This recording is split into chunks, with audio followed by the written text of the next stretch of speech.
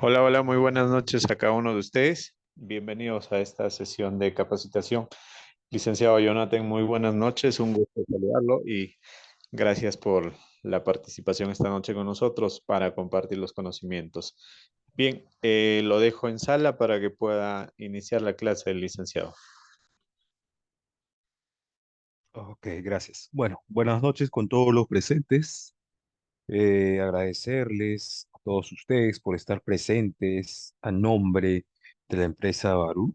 El que les habla es el licenciado Jonathan Pacheco Contreras, licenciado en enfermería, licenciado especialista en emergencias y desastres, especialista en inmunización y ponente nacional en distintas instituciones. Bueno, sin nada más que decir, vamos a dar inicio a nuestra charla del día de hoy, que es el rol del técnico de enfermería en los servicios de hospitalización y en la unidad de cuidados intensivos. Nosotros primero vamos a desarrollar lo que es en hospitalización, pero nosotros y ustedes que son técnicos de enfermería, tanto los licenciados, los médicos, auxiliares o cualquier otro tipo de profesional de la salud, primero tienen que trabajar en base a lo que es la bioseguridad. Nosotros trabajamos en base a la bioseguridad. ¿Qué significa? Que nosotros no hacemos de frente el procedimiento, ¿no? Nosotros cuando entramos en contacto con un paciente, ¿qué es cosa es lo que tenemos que hacer? Bioseguridad. Cuando hablamos de bioseguridad, hablamos de la protección de la vida, que esta vida es tanto suya como también del paciente. Y si queremos dar protección, tenemos que hablar sobre la seguridad a la vida, protección a la vida. Eso es lo que tenemos que hablar, ¿no? Porque nosotros protegemos la vida. Y a nosotros, por ejemplo, nos colocamos un equipo de protección personal, el EPP.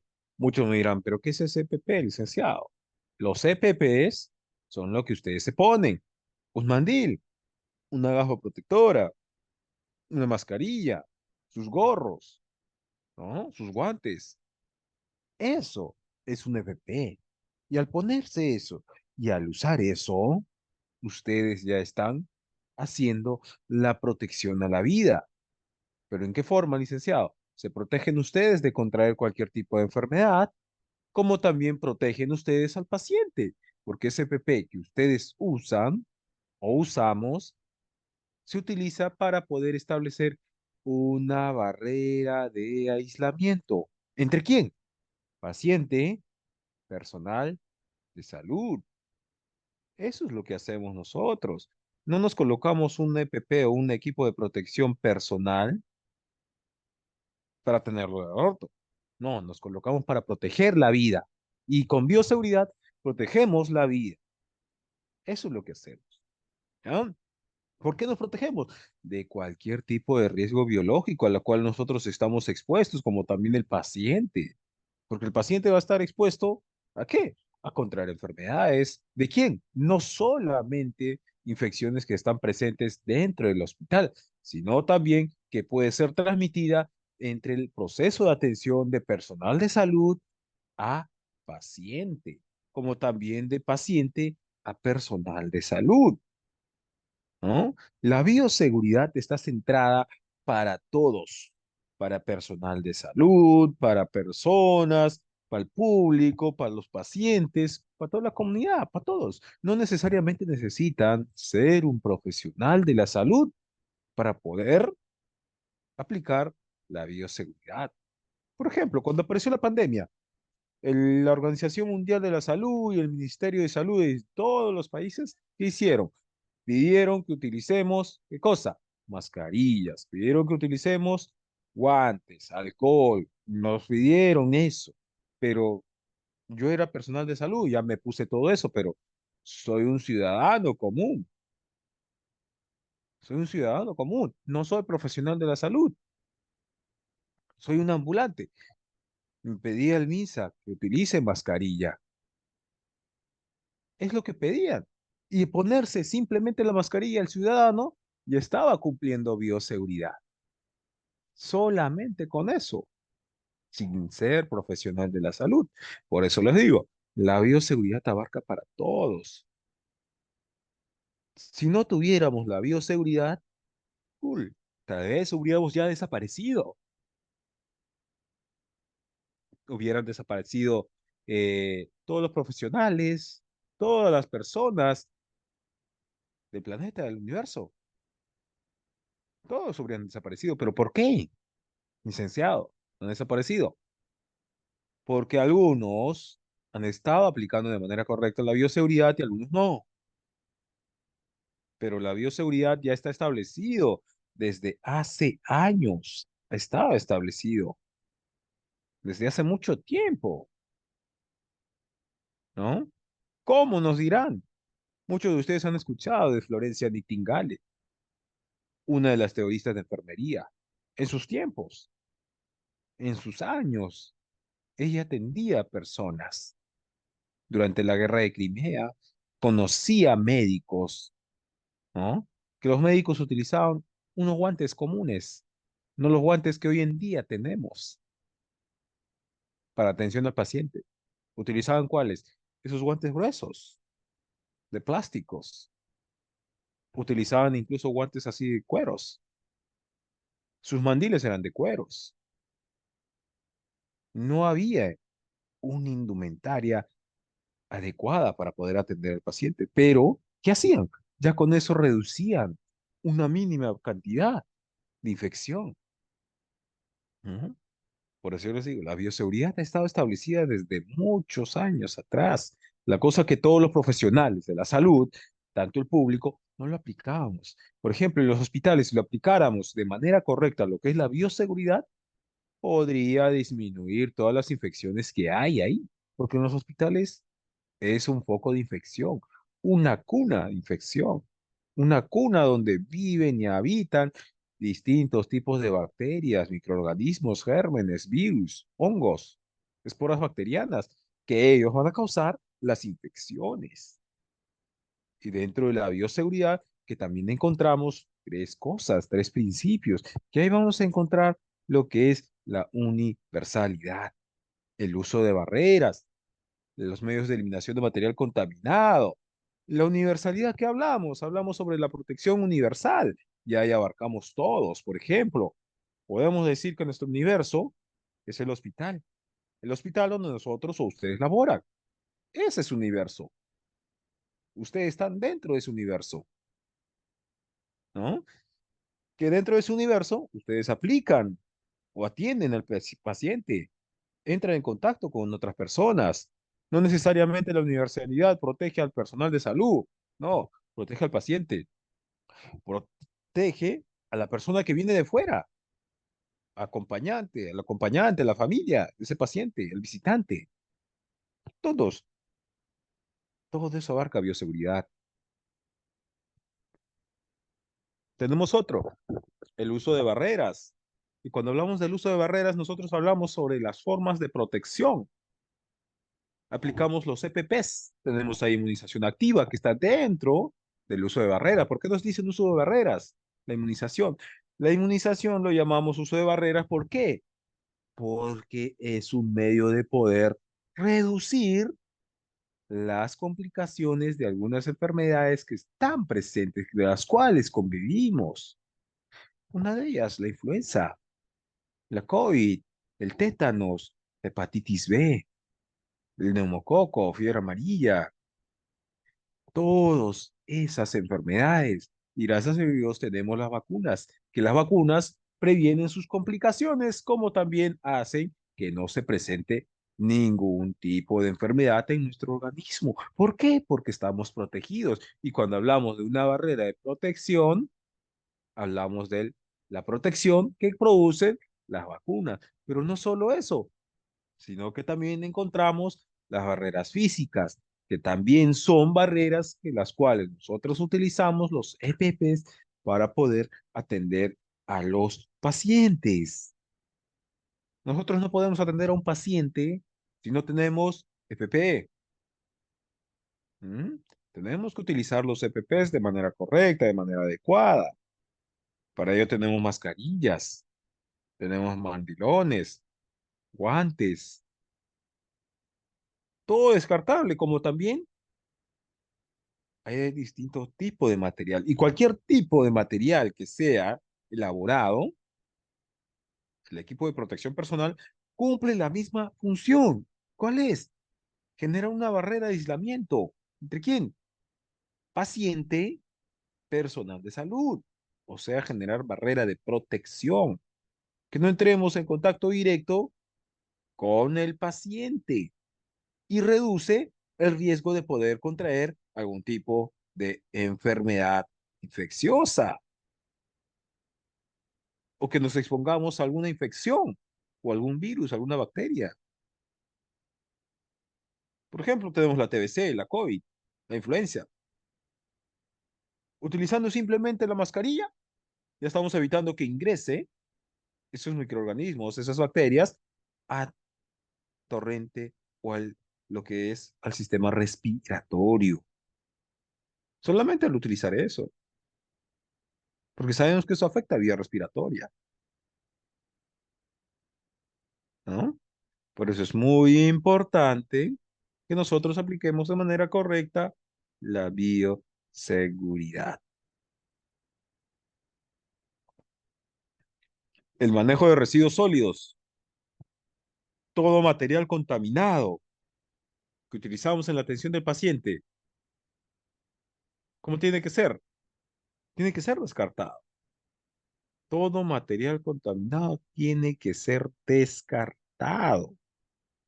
Nosotros no lo podemos volver a reutilizar, ¿no? Tenemos que descartarlo. Por ejemplo, las jeringas que utilizamos en la atención del paciente, no las lavamos. Hace años sí se lavaban. Se lavaban, se esterilizaban, se hacían hervir porque no había esterilizadores, ¿no? Pero una vez que aparecieron los esterilizadores, ya podemos esterilizar el material, pero ya cambiamos de material metálico a descartable, ¿no? Ya cambiaron esos materiales.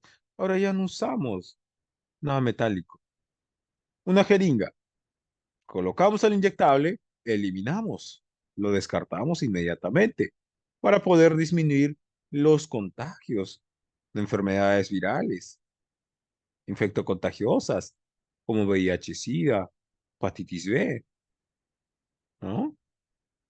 Esas enfermedades. Por eso es que ya utilizamos todo eso, descartables, y las esterilizamos, las que requieren la esterilización, pues, ¿no? Tenemos ahí también otra clase, la clase B, que son residuos especiales. ¿Cómo cuáles? Por ejemplo, ustedes están ahí utilizando las ampollas. Esas ampollitas también tiene que ser eliminada. Pero ¿cómo tiene que ser eliminada, licenciado? Tenemos ahí los tachos de colores. Rojo, amarillo, verde, negro. Hay distintos. Ujú. ¿Cuáles son especiales, licenciado? Los frasquitos de las ampollas, por ejemplo. Otro, las radiografías, las placas.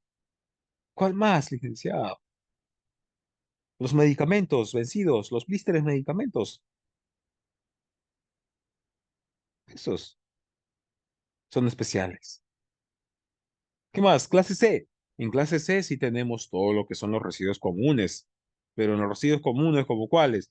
Papeles, cartones, bolsas plásticas, latas, materiales de escritorio, todo ello. Pero que de la clase común, la clase C, también van a ser clasificados como degradables y biodegradables. También tiene otra clasificación ahí.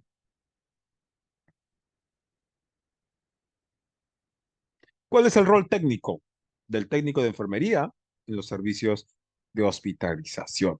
Aquí, aquí sí viene la función que netamente ustedes van a tener que realizar con la atención del paciente. Pero su rol está basado en dos cosas, en su MOF y su ROF. Utilizamos el Manual de Organización y Funciones, que viene a ser un documento formal de toda institución, de todo hospital, de toda empresa, que ese documento técnico está adoptado principalmente como una guía, pero ¿para quiénes? Para todos nosotros. ¿Cómo está organizado la función? ¿Cómo está organizado el hospital, el servicio? Ahí tenemos la Dirección Regional de Salud, tenemos la parte administrativa, la Secretaría, los servicios de atención. Eso es un manual de organización. ¿Cómo está funcionando? ¿Cómo funciona ese hospital? Luego tenemos lo que es el ROF, que es un reglamento de organización y funciones, donde en este reglamento de organización y funciones se busca principalmente las funciones de la entidad. ¿Cómo está organizado es el otro? Pero cada área del hospital tiene una determinada función, que ahí también entramos nosotros, entran ustedes. Ahí nos van a especificar cuál es tu función como técnico en el servicio que estás laborando, qué es lo que haces, ¿no? Eso se ve ahí.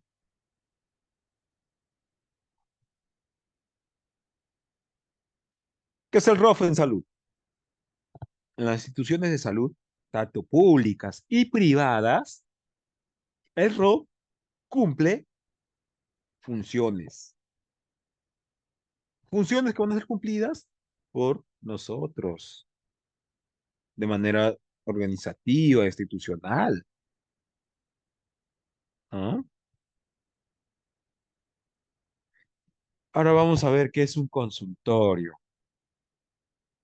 El consultorio es el lugar donde se va a realizar la atención,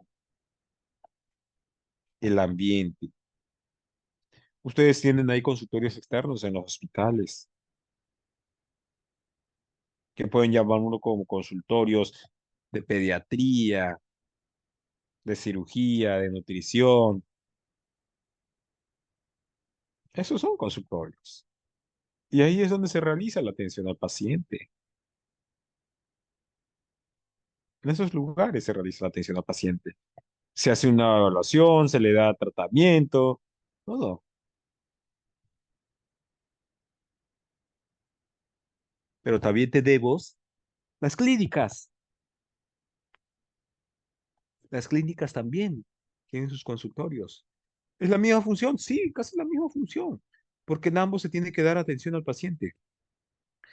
En ambos se busca la atención al paciente, pero con diferencia de qué? De que las clínicas ofertan atenciones especializadas, de acuerdo a una especialidad, ¿no?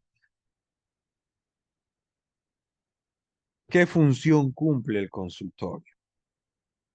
La función del consultorio es principalmente proporcionar cuidados básicos en lo que es la atención de salud, como son promoción, rehabilitación, prevención, curación, tratamiento, que los consultorios pueden atender de forma ambulatoria, pero tenemos consultorios o servicios que es distinto. En los servicios, con consultorios externos, en un hospital puede haber consultorios externos como también hay servicios, y las hay los dos. En consultorios externos que ahí van a encontrar son consultorios que brindan atención ambulatoria, pero los servicios son unidades que se realiza atención terapéutica con motivos de hospitalización y diagnóstico y tratamiento del paciente. Esa es la diferencia. En un consultorio externo no se hospitaliza. En un servicio sí se hospitaliza. ¿Mm? Esa es la diferencia.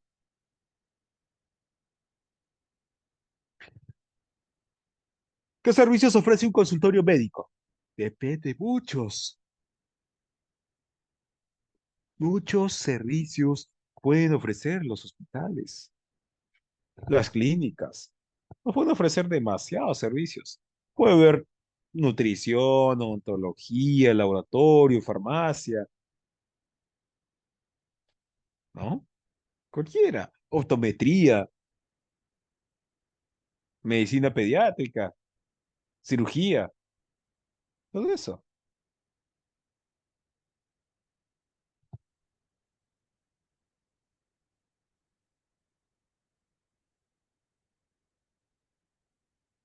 ¿Qué artículos debe ver en un consultorio?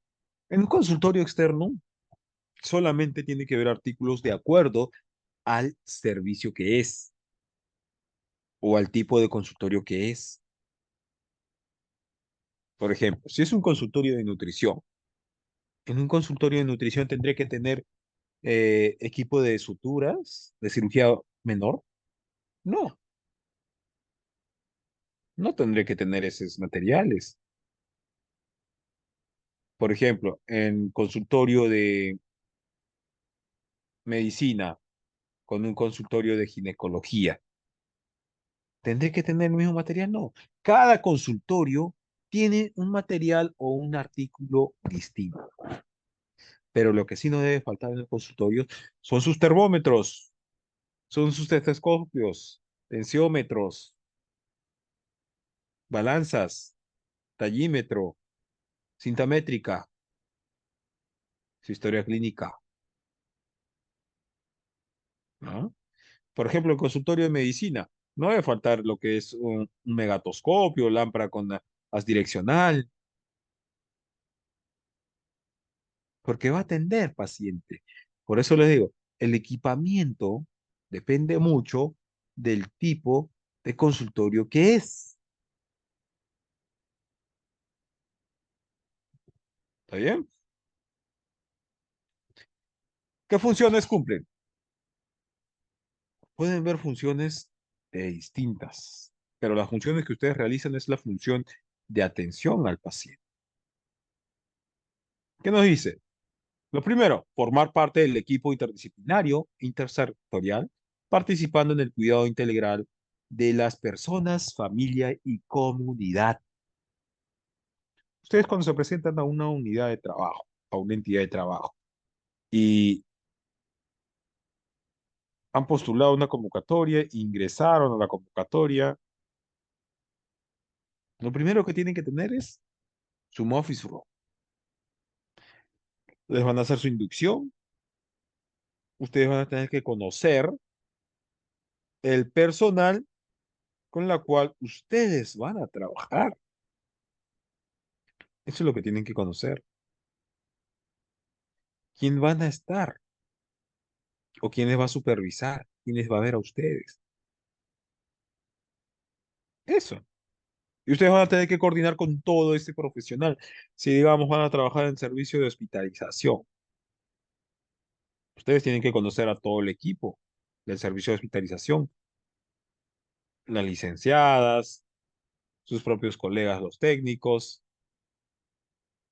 los médicos, ¿no? Ellos,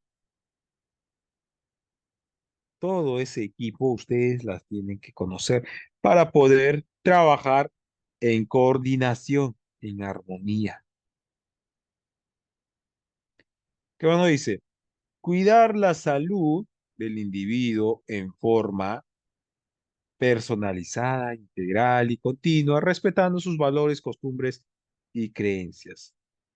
Ustedes cuando atienden a un paciente, siempre tienen que respetar su creencia, la ideología que tenga,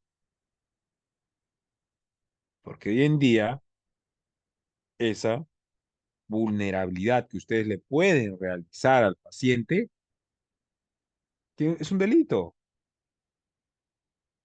con 3 años de privación de la libertad, ¿no? Yo, como personal, ¿qué tendría que hacer? Trabajar en continuidad con el paciente. Ustedes cuando se presentan a un paciente, ¿qué es lo que hacen? Ustedes no se presentan al paciente porque quieren o porque se les da la mm, curiosidad, porque desean, ¿no? Uno se acerca al paciente para atender, pero ¿con qué fin? Con el fin de su recuperación. Ustedes quieren que el paciente se recupere. Eso es lo que buscan, ¿no? Cumplir los principios de asepsia, antisepsia y normas de bioseguridad. Las normas ustedes las van a tener que cumplir en ahí siempre, porque las normas que están establecidas son para cumplirlas. Y si yo trabajo en un área, por ejemplo, de hospitalización, tengo que saber qué pacientes hay, pero hoy en día no voy a saber por lo que sé que hay pacientes con TBC o tuberculosis, hay pacientes con VIH-Sida, para cada uno de ellos una protección especial a mi persona. No, la protección que tú te vas a dar es igual para todos,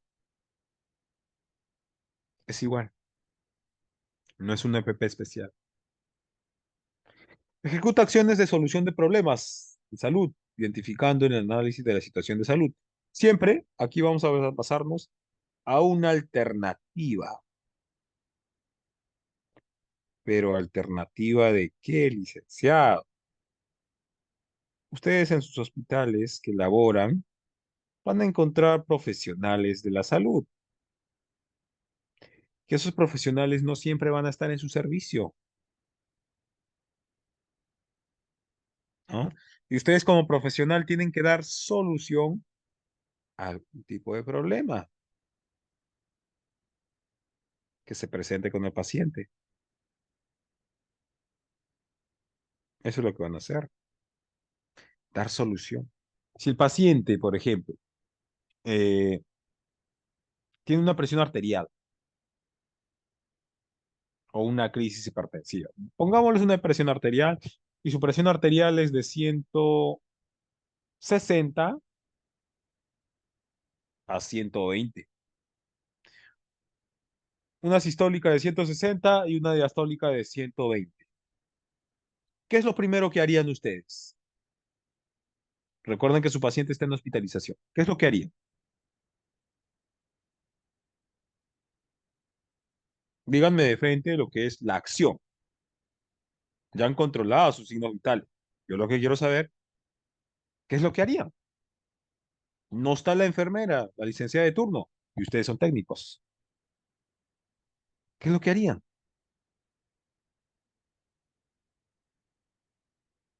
A ver, díganme.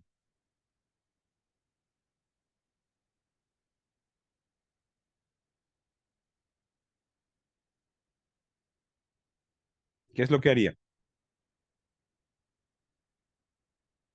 Porque piensen que su paciente ya está a punto de entrar en una crisis hipertensiva.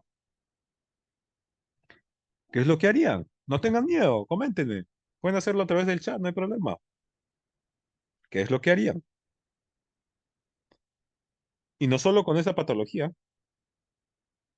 les puede presentar otro caso también, pero yo les estoy comentando, les estoy preguntando, ¿qué es lo que harían con este paciente que presenta una presión arterial de 160, una sistólica de 160 y una diastólica de 120? ¿Qué es lo que harían?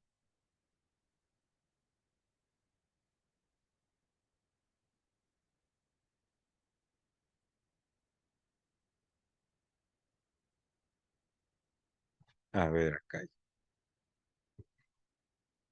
Administración de medicamentos, como técnico, avisar al médico. Ya, les vuelvo a repetir la pregunta. No encuentran a su enfermera, no encuentran a su profesional médico. Están ustedes solos.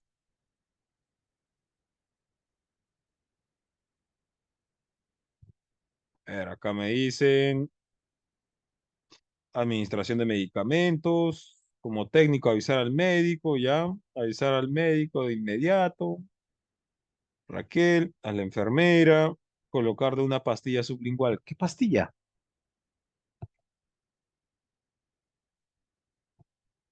Captopril, enalapril.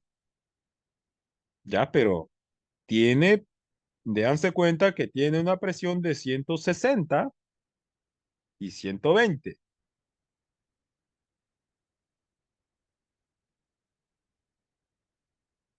¿Qué es lo que haría?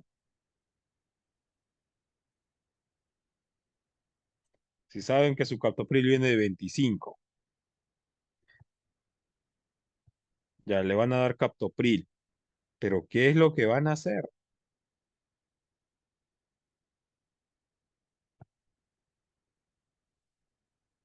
A ver, digan. Muchos me dirán, licenciado, porque es malo, nos está dando un caso bien fuerte. El captopril es de 25, el enalapril de 20. La posición del paciente, nos dice Raquel. Ya, pero ¿en qué forma me ayuda la posición, Raquel? Por eso piensen, el paciente tiene una hipertensión arterial de 160 y una diastólica de 120.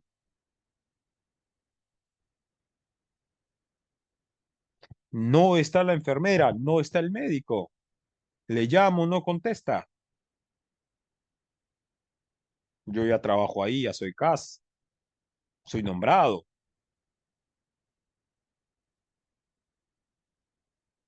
¿Qué hacemos?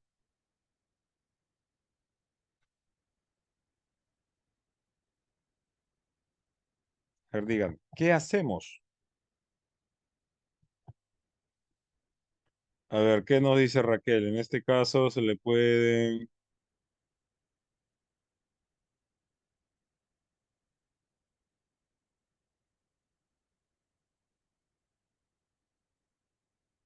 el suero en goteo, pero el paciente sigue, el paciente con hipertensión está recibiendo. Primero, lo que ustedes tienen que hacer, les digo para todos, ya han controlado su signo vital, sí. Por eso han obtenido una presión arterial alta, ¿no? ¿Qué es lo que van a hacer? Escuchen. Principalmente, el captopril, no dean enalapril, dean captopril. ¿Le van a dar cuánto? 50 miligramos vía sublingual. No le dean entera. Muy bien para los que me han respondido esa respuesta de captopril. Muy bien para ellos. El captopril, cuando ustedes le dan sublingual, la acción es más rápida que el enalapril. ¿Por qué? Ustedes le van a dar 50 miligramos. 50 miligramos le van a dar. Una vez que le den eso, ¿qué más van a hacer? Su cloruro de sodio, perfecto. Le vas a dar a chorro. ¿Ya? Le van a dar a chorro. ¿Por cuánto tiempo? 10 a 15 minutos, nada más. Porque a los 10 y 15 minutos tú tienes que haber ya controlado su presión arterial. Pero hay un detalle. Sabemos que la presión arterial se da por elevación de la sal. Y ustedes le van a dar sal. Yo no necesito neutralizar. Ustedes van a tener que combinar su dextrosa, una ampolla de hipersodio, ¿no? Una ampolla de calio. Disminuye la presión. El cloruro de potasio hace que regule la presión arterial de dos maneras, a nivel renal, pero no de sistema cerebral. Otro, si tengo un diazepam o clonazepam, un antidepresivo, chévere, póngale eso, por vía endovenosa, diluido en 20 cc de cloruro, lento, lento. El paciente se va a relajar, va a empezar a dormir, va a empezar a dormir. Como va a empezar a dormir el paciente, ¿qué van a hacer ustedes? Van a empezarse a pensar, van a ponerse a pensar. ¿Por qué? Porque el pacientito, su presión arterial va a empezar a bajar por dos formas, por vía renal y por vía cerebral. Que eso va a hacer que disminuya la presión arterial más. A los 15 o 10 minutos que le han administrado o a los 20 minutos, ustedes van a ver que su presión de 160 bajó a 100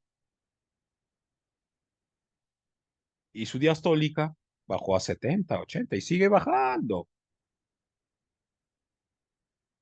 Una vez hecho eso, seguimos monitoreando.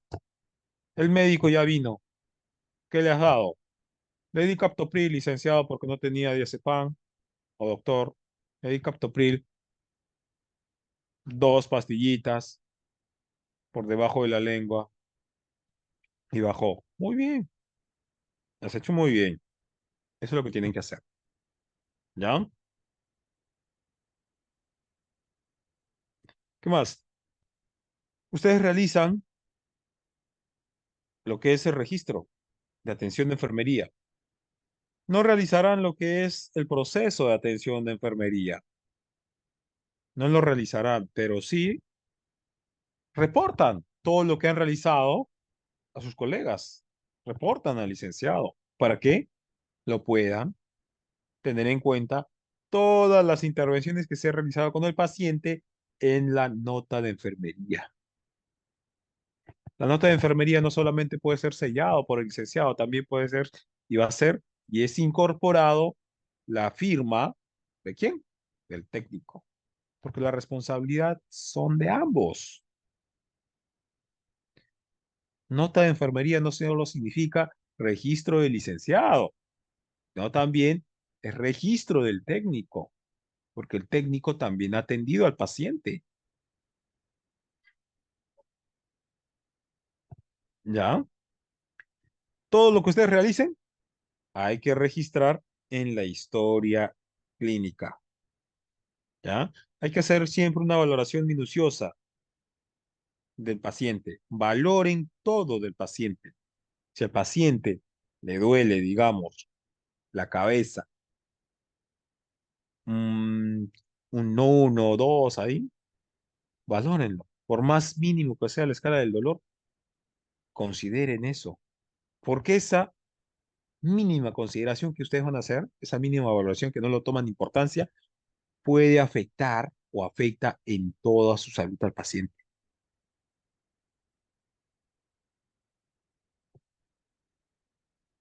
¿Ya? Ejecutar actividades de curación y cuidados paliativos al individuo, planificar y ejecutar actividades de rehabilitación, reinserción social, individuo y la familia. El paciente cuando permanece días o semanas o meses en un hospital, ese paciente se ha olvidado de todo y se ha adaptado a un ambiente hospitalario, de las cuales ustedes, a este pacientito, ¿qué van a tener que hacer? Van a tener que reinsertarle a la sociedad nuevamente, que ha estado aislado por un determinado tiempo, ¿no? Ha estado aislado. Y como ha estado aislado, ustedes van a ayudarle con las consejerías a este paciente para que cuando regrese a la sociedad, el paciente pueda adaptarse normalmente y retomar su estilo de vida.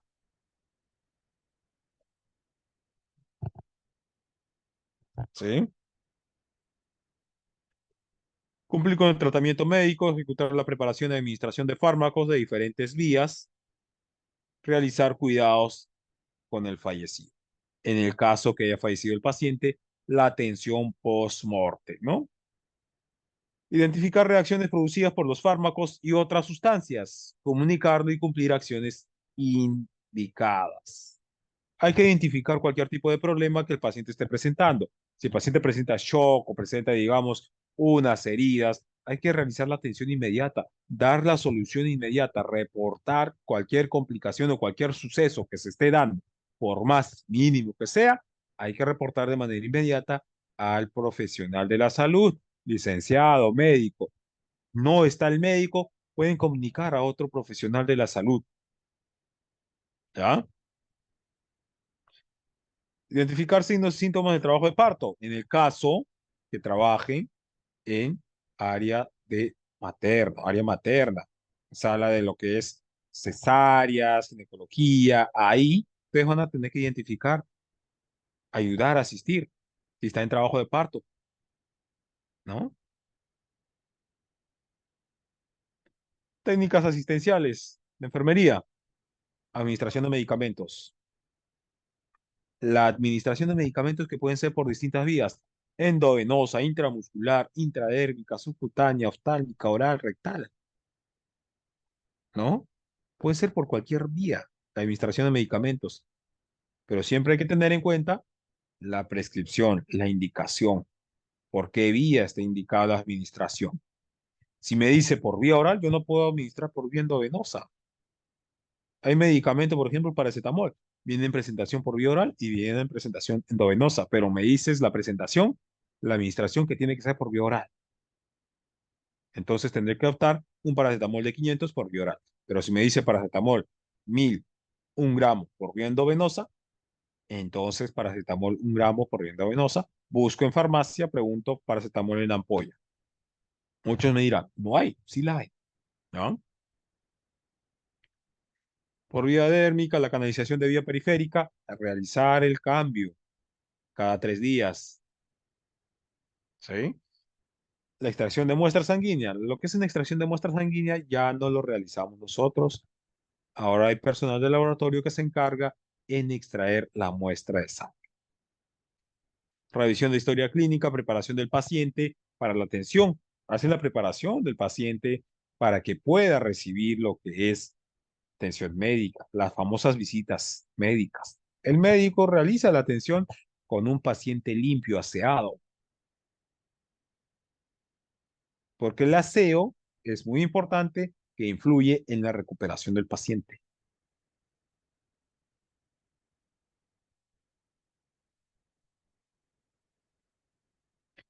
Ejercicios activos y pasivos que se le realiza al paciente a propia voluntad, que esos ejercicios, los cambios de posiciones, todo eso va a ayudar a que no se formen las úlceras por presión, por decúbito. Por eso es muy importante que ustedes hagan los cambios de posiciones, porque así va a ayudar a mejorar la circulación sanguínea donde hay prominencias óseas. Ahí es donde se produce más que nada la formación de las úlceras por presión. Lavado de oído, técnica de lavado gástrico, lavado ocular, lavado de sonda vesical, todo lo que ustedes realicen, siempre, siempre ustedes van a realizar con un para qué y un por qué. El para qué es un objetivo, el por qué es un principio.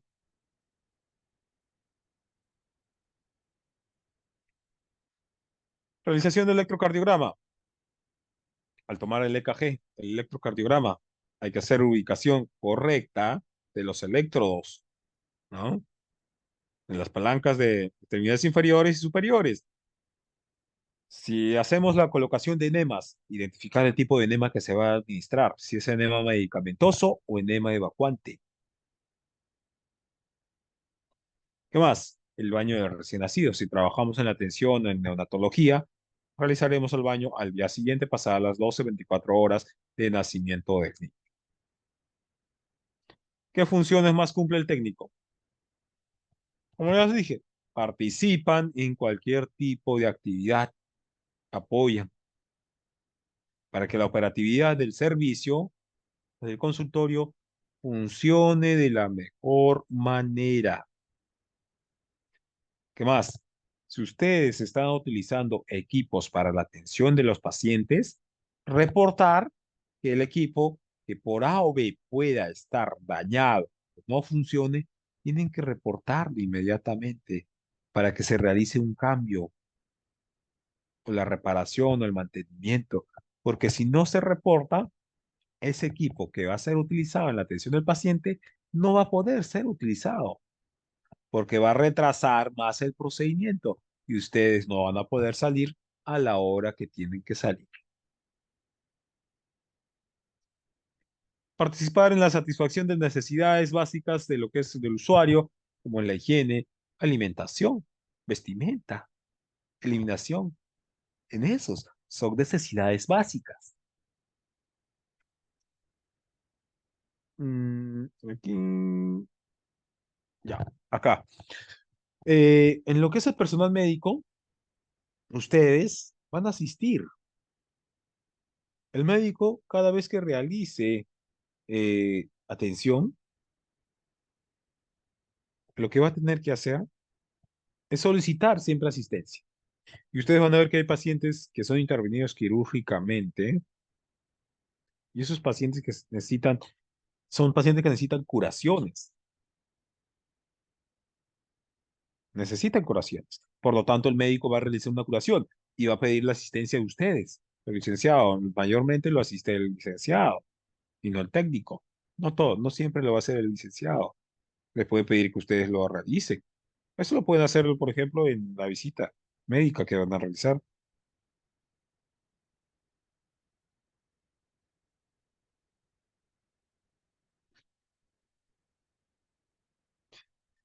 ¿Alguna pregunta, alguna duda que tengan?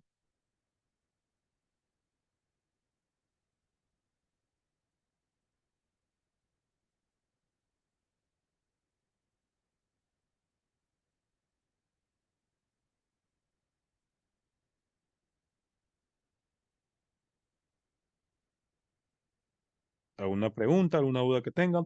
Para que podamos pasar al siguiente punto, lo que es el cuidado intensivo.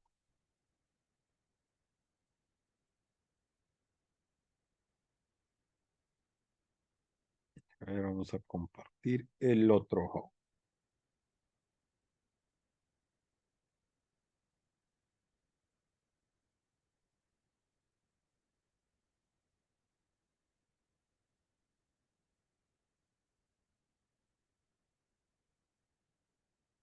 Ok, muchas gracias, Raquel.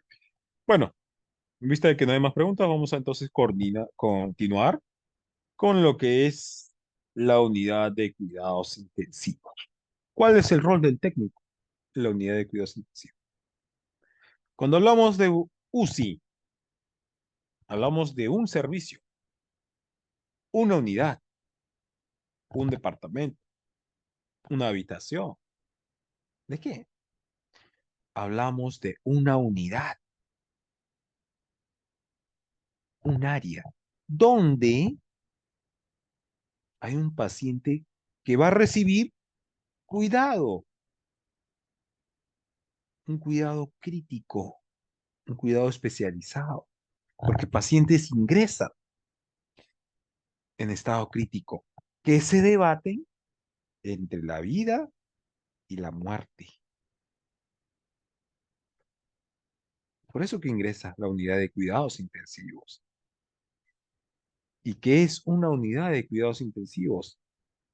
La unidad de cuidados intensivos es un lugar o un espacio del hospital, porque todos los hospitales tienen su unidad de cuidados intensivos, donde laboran médicos, enfermeras, técnicos, ¿no?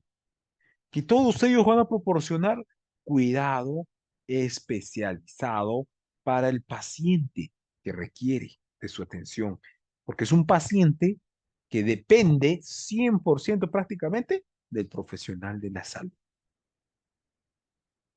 porque el servicio de UCI o la unidad de cuidados intensivos está ingresando paciente que requiere o que necesita monitoreo y tratamiento constante.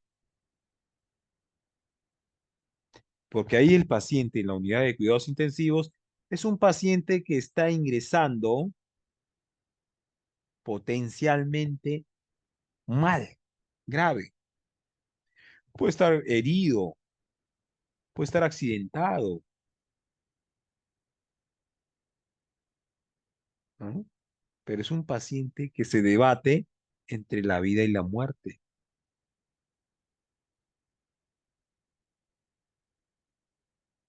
¿Qué nos dice acá? UCI es considerado uno de los servicios hospitalarios más complejos. Esta complejidad se debe a que los pacientes presentan patologías muy graves, de gravedad, y precisan cuidados muy específicos en base a estas patologías. Hace un momento yo les hablaba, es un cuidado especializado. Por ejemplo, en hospitalización, no va a ingresar un paciente con diagnóstico de traumatismo encefalocraneal grave. No va a ingresar. Es un TEC grave. ¿Mm? Un paciente que ha tenido un accidente de tránsito y dependiendo de la complejidad, la complicación, va a ser derivado al servicio que le corresponde. Si es un paciente que ha tenido un accidente de tránsito y tiene fracturas múltiples y fracturas conminutas, Y para el colmo también tiene un accidente, lo que es una fractura en el cráneo.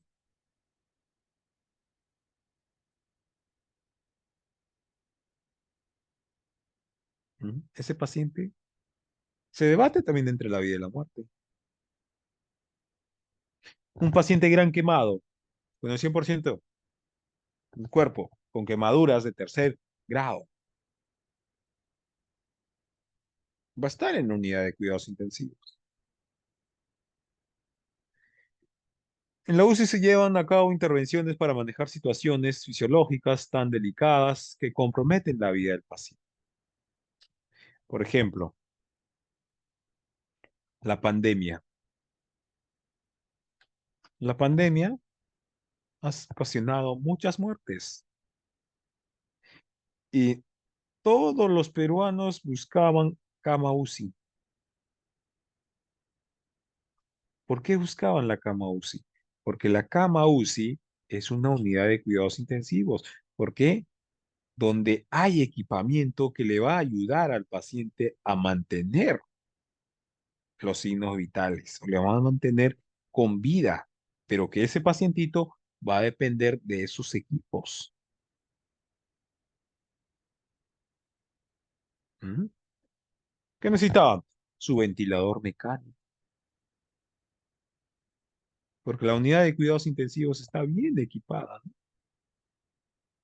Los pacientes que ingresan a la unidad de cuidados intensivos, ellos sienten la cercanía de la muerte. ¿Por qué? La unidad de cuidados intensivos es un área no tan fría, es un área silenciosa, que solo van a escuchar que suena la alarma cuando algo está pasando con el paciente.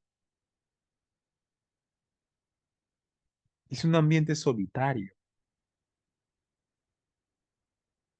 Solo van a escuchar alarmas de los equipos, nada más, ¿no?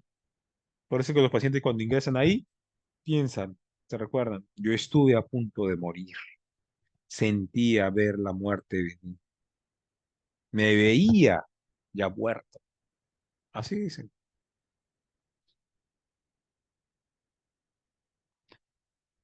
¿Qué criterios se necesita para que un paciente ingrese a la unidad de cuidados intensivos? Porque a la unidad de cuidados intensivos no entra cualquier paciente.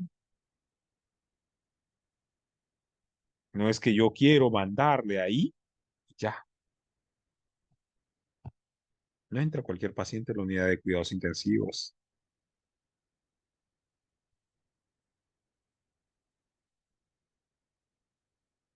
Vamos a ver, ahora sí. Tenemos de baja prioridad. ¿Qué nos dice?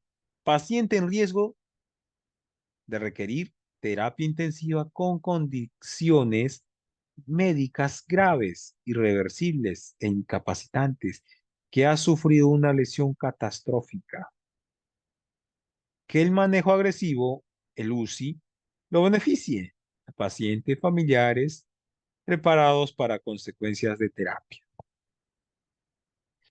Los pacientes que ingresan a la unidad de cuidados intensivos, por ejemplo, ¿qué se les hace? Algunos de ellos hay que inducir al coma. Por el estado en el que se encuentra, hay que inducir al coma. ¿Por qué? Porque el paciente va a estar entubado. Puede estar entubado, traqueado, con distintos dispositivos médicos. ¿Y por qué le tenemos que inducir al coma? Para que cuando el paciente vea que está con eso, porque los pacientes algunos son conscientes, reaccionan o despiertan de un momento a otro, e empiezan a causarse más el daño a ellos.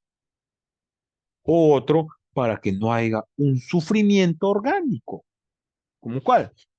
No sufran. Dentro de alta prioridad, tenemos ahí tres, cuatro prioridades. La primera, van a ingresar pacientes inestables, que van a requerir monitoreo, que van a requerir tratamiento. es un tratamiento que no va a ser provisto fuera de la unidad de cuidados intensivos, que sí o sí se necesita de la unidad de cuidados intensivos, porque este paciente puede estar sometido a ventilación mecánica, puede estar sometido con drogas vasoactivas, ¿no? Puede tener una ira, shock quirúrgicos, posquirúrgicos, pero que ahí, de prioridad uno, sí o sí requieren monitoreo y tratamiento, porque ese tratamiento no se le va a poder dar fuera, no le van a poder dar el tratamiento en hospitalización si no tienen el equipamiento,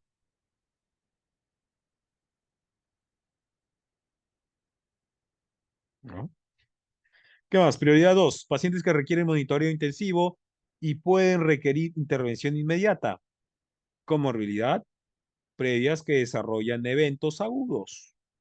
Prioridad 3, pacientes inestables, críticamente enfermo, con reducidas posibilidades de recuperación.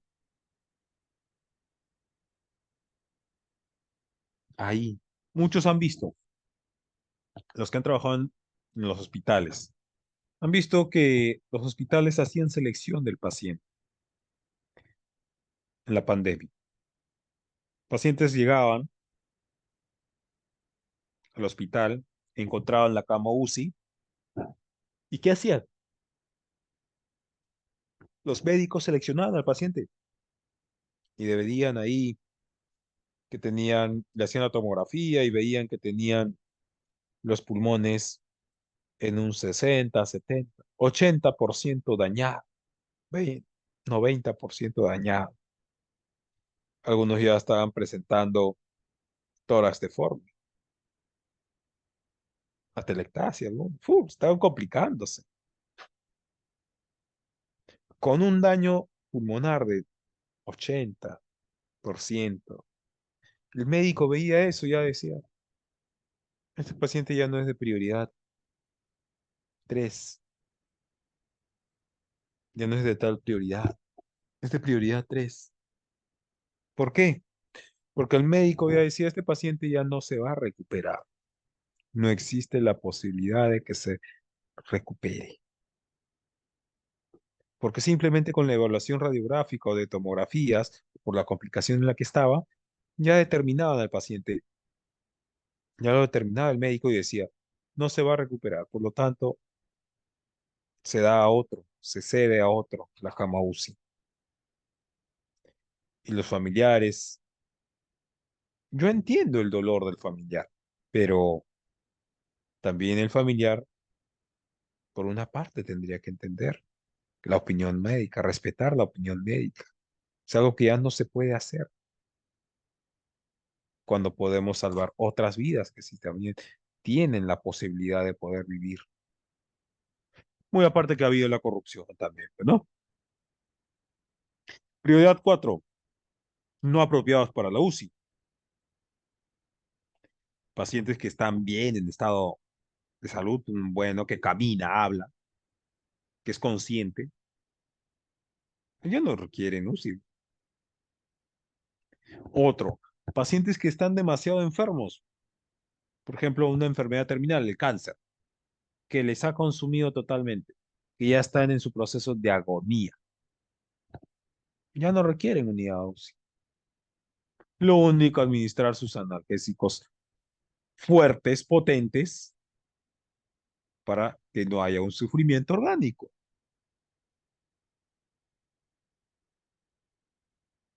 Otro criterio específico que hay que tener en cuenta, tamaño y tipo de hospital, disponibilidad de camas. Por ejemplo, los Estados Unidos tenían un 8% de camas, pero para pandemia full, se han equipado. Igual nuestro país también se equipó, pero no con la tecnología adecuada. Igual faltó las camas UCIs.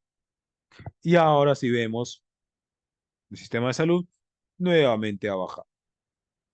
Las camas UCIs han desaparecido, ¿no? Clasificación de una UCI. Tiene tipos de clasificación. La unidad de cuidados intensivos tiene tipos.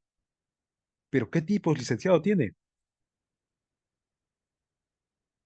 UCI cardiológico, unidad postoperatoria de cirugía cardíaca, unidad de trasplante orgánico, cuidados intensivos psiquiátricos, cuidados intensivos postoperatorios, que lo encontramos eso en la sala de operación. ¿Ah? Metas de internacionales de seguridad. ¿Qué necesitamos para poder ver que el paciente requiere sí o sí una unidad de cuidados intensivos? Uno, determinar de acuerdo al tipo de prioridad. Dos, que identificamos a los pacientes. A la identificación de ese paciente seleccionamos la prioridad que es, ¿no? Otro, mejorar la comunicación afectiva. La comunicación afectiva va a ser personal de salud como también médico o paciente. Hay que hacer el conocimiento o hay que tener un manejo adecuado y seguro de todos los medicamentos que se manejan en la unidad de cuidados intensivos. Los medicamentos que se utilizan en la unidad de cuidados intensivos es muy distinto a los medicamentos que ustedes van a encontrar en emergencias u hospitalización, traumatología. Son distintos los medicamentos. Un porcentaje, sí, es un medicamento rutinario que ustedes usan, pero los restantes no. Reducir el riesgo de infecciones. Al reducir el riesgo de infecciones, ¿por qué hacemos? Para que el paciente no presente una sepsis o no muera por una sepsis. Por ejemplo, al paciente gran quemado, a ellos les cuidamos de que presente un shock séptico, presente una sepsis, una infección. Por eso que la unidad de cuidados intensivos son separadas. Es una unidad estéril, limpia, ¿no? Enfoque del cuidado de enfermería.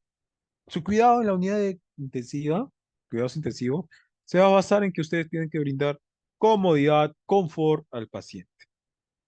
Reducir todos los medios de contaminación.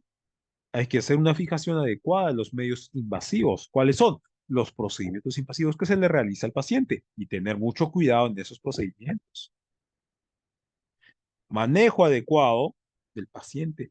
La movilización del paciente también es algo muy importante. La movilización del paciente se va a realizar siempre y cuando haya prescripción, hay indicación, pero teniendo en cuenta que hay que observar si el paciente requiere de esa movilización. Hay pacientes que van a estar entubados con distintos dispositivos. Hay que ver la zona, el área, el lugar, el entorno del paciente para poder movilizarlo, cambiarle de posición. No es mover por mover, ¿no? Hay que prevenir lesiones que van a estar asociadas, por ejemplo, a las úlceras por presión. Porque el paciente va a estar entubado, no va a haber circulación, va a estar sedada, no hay circulación sanguínea porque no hay movimiento. Hay que tener mucho cuidado en la formación de úlceras por presión, ¿no? Retos de la enfermera. Disminuir lo que es el riesgo de infecciones asociadas a los dispositivos que están conectados a los pacientes. Neumonía asociada a una ventilación mecánica, desconocimiento físico o descontaminación físico, lesiones de piel. ¿Qué equipamiento hay en la unidad de cuidados intensivos? ¿O qué equipos se cuenta en la unidad de cuidados intensivos? Vamos a encontrar muchos. Mire, esta es una unidad de cuidados intensivos. Encontramos ventiladores mecánicos, monitores, vamos a encontrar coche de paro, vamos a encontrar soportes, portazueros, equipos de infusión o la bomba de infusión, oxígenos empotrados, máquina de diálisis, bombas de infusión, marcapasos temporales o los llamados lo que es los equipos de bomba de infusión, monitor, un ventilador mecánico. Pero esos equipos no siempre van a estar en una unidad, en una cama, al entorno de la cama. Por eso lo primero que hay que saber es la prioridad del paciente. Y de acuerdo a esa prioridad, vamos a disponer de los equipos. ¿Qué recursos materiales? Ahí los vemos. No debe faltar su coche de paro. ¿Sí? No debe faltar. Muchos nos dirán, ¿y el reloj, licenciado, para qué sirve? El reloj sirve para dos cosas o para tres cosas. Uno, para ver la terapia, tratamiento. ¿Ah? Dos, para determinar la hora de ingreso y hora de muerte. Tres, no es para ver tu cambio de turno. No es para ver lo que es tu hora de salida. Solo para eso sirve. Los materiales que pueden ver para garantizar su vigilancia, un monitor de cabecera para el registro continuo de las constantes vitales, ¿no? Un ventilador mecánico para proporcionar lo que es el oxígeno en el paciente, bombas de infusión para poder administrar los medicamentos por vía endovenosa, las infusiones venosas o soluciones que se van a administrar por vía endovenosa que van a ser medidas y programadas en un determinado tiempo. Las máquinas de diálisis en el caso de los pacientes que lo requieran, los marcapasos, no todas las personas ingresadas a UCI van a requerir los dispositivos, por eso lo decía, para poder hacer el uso de estos dispositivos, vamos a necesitar, sí o sí, ver al paciente para poder ver el tipo de prioridad. Este es el coche de paro. El coche de paro no debe de faltar en la unidad de cuidados intensivos. Sí o sí debe de estar el coche de paro.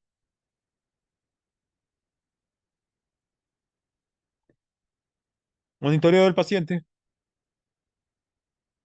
Mire, están colocando los electrodos.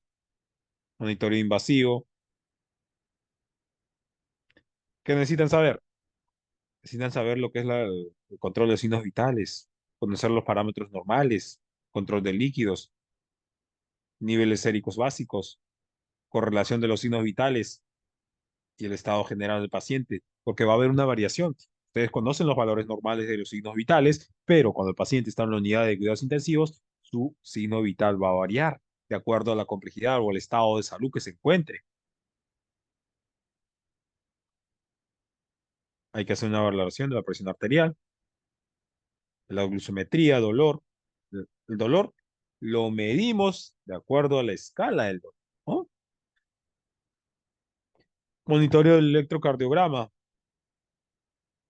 Hay que hacer un monitoreo hemodinámico, lo más importante. ¿Y cuál es ese monitoreo hemodinámico? ¿De qué consta? Medición de la presión venosa central, presión arterial, presión capilar pulmonar, el índice cardíaco y el volumen sistólico. Eso se va a hacer con un monitoreo hemodinámico. Resistencias vasculares, de acuerdo al estado de salud del paciente, como estamos viendo las transfusiones. Control de líquidos y administración de eliminados. El balance hídrico. En el balance hídrico hay que hacer lo que es las pérdidas insensibles, ¿no?, que está sintiendo el paciente.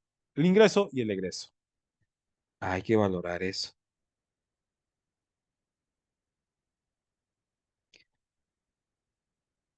Si por A o B se va a realizar intubación, ¿qué se necesita? A todo paciente que se va a hacer una intubación se necesita hacer la sedación. Vamos a utilizar insumos. Esos son los insumos. Manguito, hojas, baterías, bombillos, succión, lista, marcapasos, máscara balón, foneo, roxina, jeringa para el monitoreo de fijación, un ventilador. Cuidado de los medios invasivos, algo muy importante. Por ejemplo, acá ya está habiendo una infección. Esta es la manera correcta. Así tiene que estar. Acá hay un cateterismo venoso central, pero aquí ya está habiendo infección. Acá, una colocación de sonda vesical y un retiro, que al final tiene que quedar así, pero esto es un control de procedimiento invasivo. Cuidados de la piel. Por eso están los cambios de posiciones, pero para hacer el cambio de posición, recuerden qué tenemos que hacer. Tenemos que valorar el entorno del paciente. Si no hay una valoración del entorno, no se atrevan a mover al paciente. No se atrevan. Porque ese mínimo movimiento, ¿qué va a hacer? Va a hacer que el paciente se pueda morir.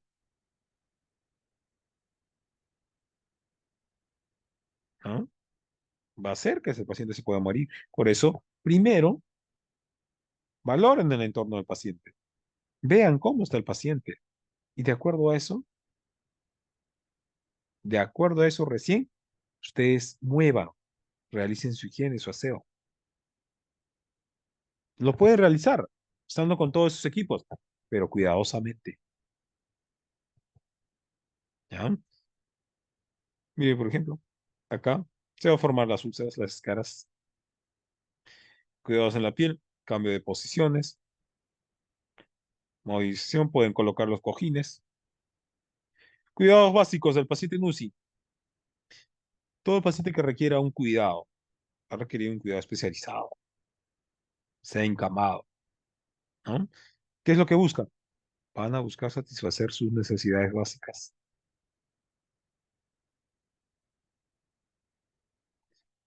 Otro, ustedes van a tener que tener un compromiso con el paciente, porque es un paciente crítico y su cuidado que ustedes van a basarse, van a realizar, se van a basar a criterios de prioridad.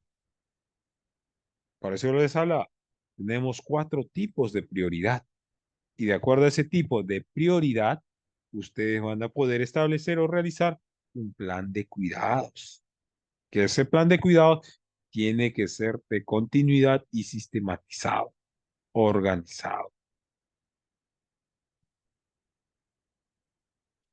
¿Qué más? Una correcta organización de los cuidados que van a realizar el paciente. Hay que tener en cuenta peculiaridades implícitas en los cuidados del paciente. ¿Cuáles son esas peculiaridades? Los detalles que ven. Cualquier mínimo detalle puede complicar la salud del paciente, sea en un paciente pediátrico, sea un paciente adulto, adulto mayor, cualquier tipo de paciente. Cuidado diario que se le va a dar al paciente. Primero, hay que participar siempre en los relevos. Cambio de turno, participan ustedes. Hay que tener 100% interés en el paciente, en su recuperación. Hay que aplicar los cuidados específicos, los cuidados planificados, o sea, el proceso de atención de enfermería que ha realizado o el plan de cuidado tiene que ser cumplido.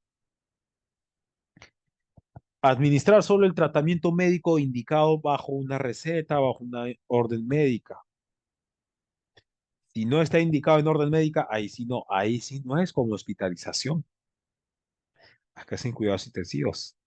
Por ejemplo, yo en hospitalización les dije qué podían hacer con un paciente que tenía una presión arterial de 160, 120, ¿no? Le podían administrar esto, pero acá no. Aquí sí van a tener que comunicar, buscar de donde sea al médico, a la enfermera, para que tome acciones. Porque acá no se administra el medicamento que deseemos a voluntad. Acá se administra el medicamento bajo criterio. Se realizan los registros de enfermería en las historias clínicas.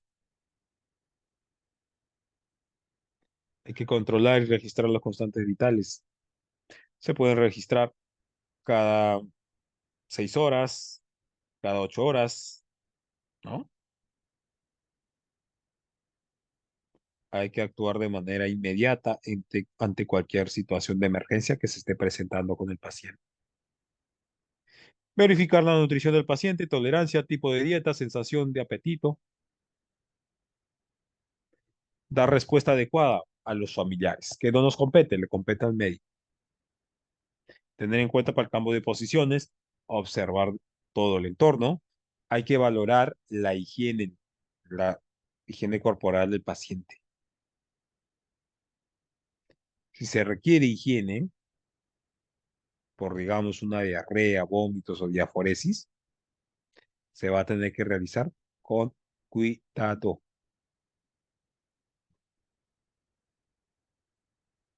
¿Qué más? Comprobar el correcto cumplimiento de las medidas de aislamiento por parte del personal, del paciente y de los familiares. En los casos de la pandemia, por ejemplo, otro en grandes quemados, que son aislados, hay que tener mucho cuidado. La movilización, algo muy importante que les dije. Mm, ahí está, movilización. Cuando se realiza la movilización en el paciente, sabemos que por movilización el paciente va a recuperarse, pero ¿va a recuperar qué cosa? La circulación sanguínea, ¿no?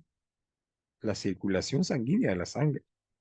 No va a recuperar lo que es movimiento de un momento a otro. En un paciente entubado, paciente sedado, no hay control de organismo. Como no hay circulación de la sangre, el paciente que está sedado, su cuerpo, su músculo empieza a ponerse tenso, duro. Así que vamos a tener ¿qué cosa? Hacer los ejercicios, los masajes. Pero por eso les digo, para hacer la movilización del paciente, se va a tener que requerir observar todo el entorno, entorno del paciente. Ustedes no lo van a poder mover al paciente porque ustedes desean o porque nosotros queremos. No podemos hacer.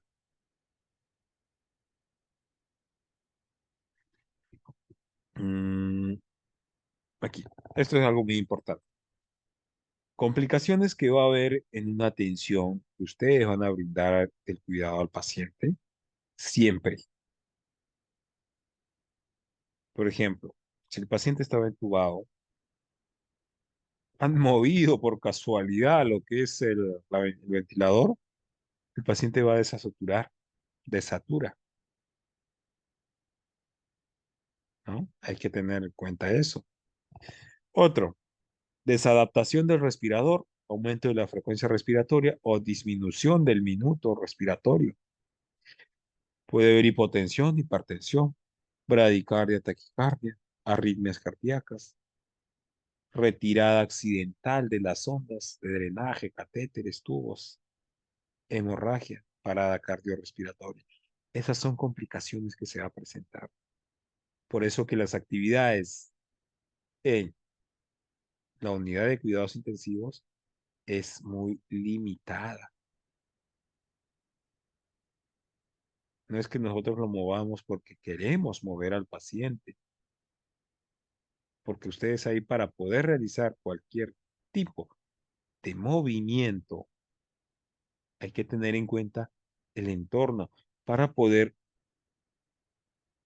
tener precaución ante cualquier tipo de complicación que se pueda presentar en el paciente. Ante cualquier signo de alarma se debe detener inmediatamente que se esté haciendo sobre el paciente. Si ustedes están realizando un procedimiento de cambio de posición, deténganse. Escuchen el sonido de la alarma, deténganse. No continúen haciendo su procedimiento, pero eso sí, avisen. ¿A quién? Van a avisar a la enfermera o a la licenciada o al médico de turno, ¿no? Es lo que van a tener que hacer. Avisar, comunique de manera inmediata. Porque si ustedes no comunican, ¿qué puede pasar? El paciente se nos puede morir. Prevención de infecciones. La prevención de infecciones, eso se puede prevenir utilizando adecuadamente los equipos de protección personal, como también el lavado correcto de la mano antes y después de cada procedimiento. Porque nos lavamos las manos, sí.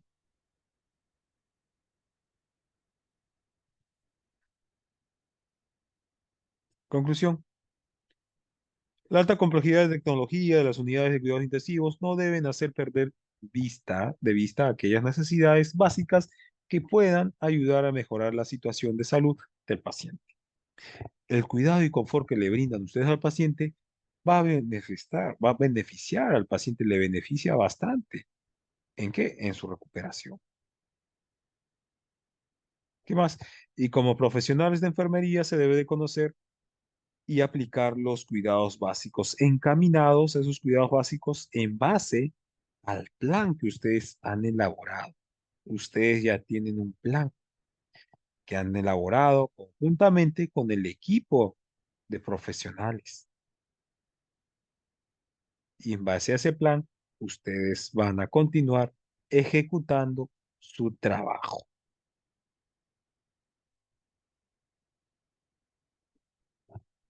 Y eso sería todo. No sé si tengan alguna pregunta, alguna duda. Pueden hacer sus preguntas que con gusto voy a responderles.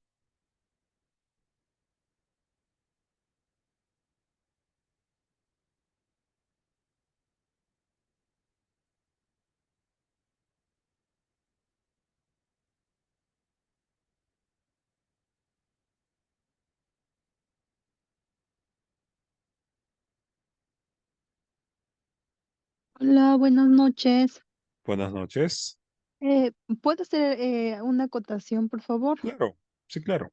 Eh, Básicamente también nosotros siempre tenemos que tomar la importancia, como usted lo explicó, ¿no? A las alarmas, ¿no? A veces es muy importante que a veces como estamos de repente apurados o hay varios pacientes que de repente no prestamos atención a las alarmas porque sabemos que están sonando constantemente, pero a veces hay pacientes que se mueven y al movimiento a veces están con el tráqueo y a veces se sueltan, ¿no? Ujú. A veces se suelta, entonces ahí hay que tener muchísimo cuidado, ¿no? Estar verificando siempre al paciente, estar en monitoreo constante, porque si bien sabemos, depende de cada institución, son individualizadas, algunas están separadas por vidrios, al menos en donde yo trabajo está separada por vidrios, pero entonces hay que hacer el monitoreo constante. Eso es lo Muy bien, que sí. quisiera Muchas decirle. gracias. Sí, tienen que monitorear. Hay que prestar atención en todo momento, por más mínimo que va a ser el movimiento del paciente, porque no todos los pacientes van a estar sedados, ¿ah? El mínimo movimiento que el paciente haga, por más que no esté sedado, la alarma va a sonar. Digamos, si tu paciente está sedado, pero está pasando una transfusión, no está pasando una infusión venosa, el cloruro de sodio, digamos, por equipo de infusión, por bomba de infusión, y la bomba de infusión empieza a sonar, ahí tienes que ir inmediatamente. ¿Por qué? Puede ser que esté sonando porque hay aire u otro porque se ha movido el paciente y el medicamento o el cloruro no está ingresando al paciente, está retirándose. O dos, porque tal vez la batería del equipo se está por acabar o se ha desconectado, ¿no? Es muy importante que nosotros estemos atentos ante cualquier alarma. ¿Está bien? Muy bien por tu acotación. ¿Alguna otra pregunta? ¿Alguna otra participación?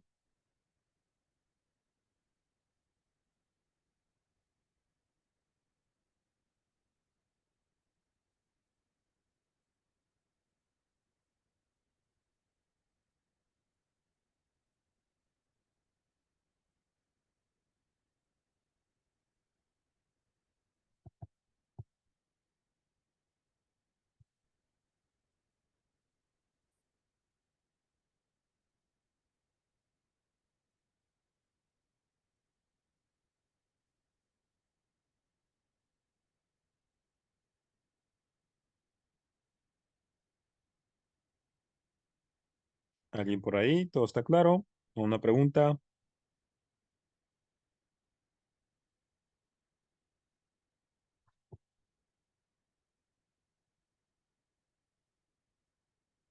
Muchas gracias a todos. ¿Una otra pregunta?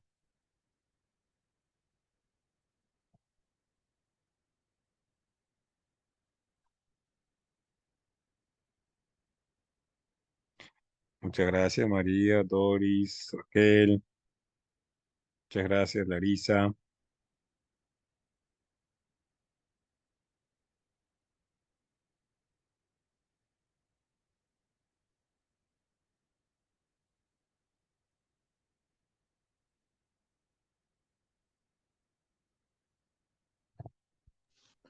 Perfecto, licenciado. Muy agradecido por la ponencia de esta noche. Excelente, agradeciendo a cada uno de los participantes también por darse el tiempo de capacitarse, porque es muy importante en estos tiempos.